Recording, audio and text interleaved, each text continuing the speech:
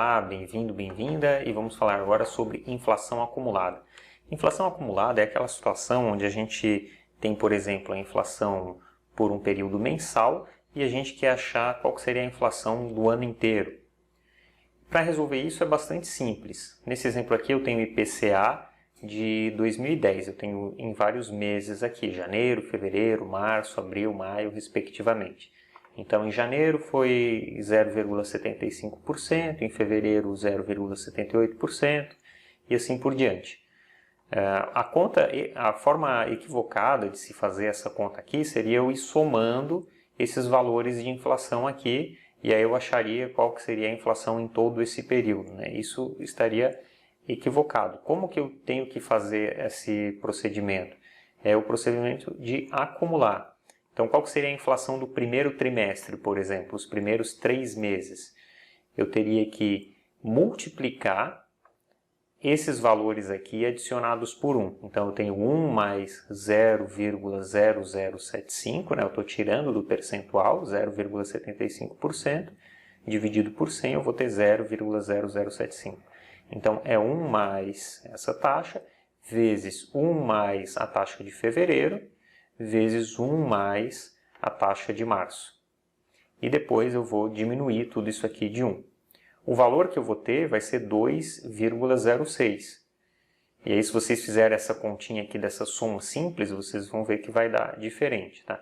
Então, a inflação acumulada do primeiro trimestre foi 2,06%.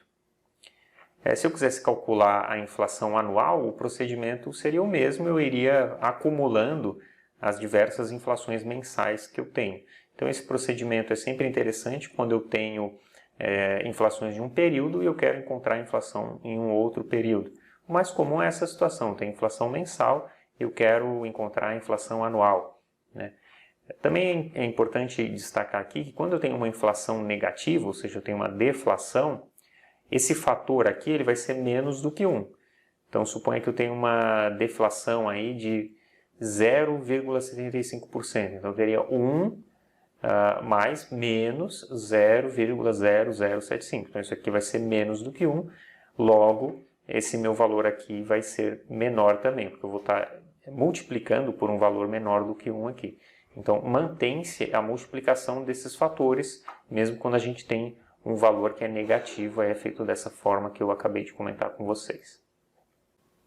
Então aqui eu tenho uma tabela de exemplo, onde eu tenho nessa primeira coluna aqui, a segunda coluna, né, o IPCA. Eu tenho o IPCA mensal e aí eu vou acumulando, tá?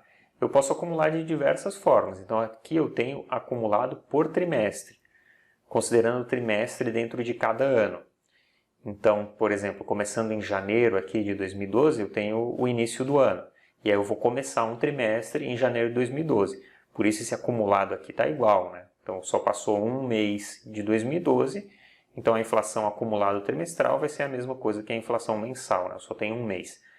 Passado mais um mês, entrando em fevereiro de 2012, eu tenho acumulado trimestral, vai ser igual a o fator desses 2 meses aqui. Tá? Então, é uma forma de entender, é claro, não tem um trimestre fechado aqui, mas dentro daquele trimestre só se passaram 2 meses, então eu vou ter esse valor aqui. Mesma coisa dentro do ano, tá? Então, dentro do ano de 2012, ó, mais uma vez aqui, 2012, qual que é a inflação acumulada dentro de 2012? É 0,56 porque só passou um mês. Aqui é a mesma coisa que a inflação acumulada no trimestre, porque só passaram 2 meses e eu estou seguindo o processo de cálculo aqui acumulando. Aí quando a gente passa a pegar o ano de 2011, onde eu tenho a série inteira do ano, a gente já começa a ver os valores completos, né? Então aqui acumulado ao ano, eu vou pegar e acumular os últimos 12 meses aqui para achar esse valor de 6,5%. E eu posso ter também acumulado 12 meses, tá? E não importa se eu estou dentro de um ano ou não. Eu vou acumular sempre os últimos 12 meses. Então aqui, por exemplo, em fevereiro de 2012, eu estou acumulando de fevereiro de 2012 até aqui fevereiro de 2011. E aí eu vou achar esse valor aqui de 6,22%.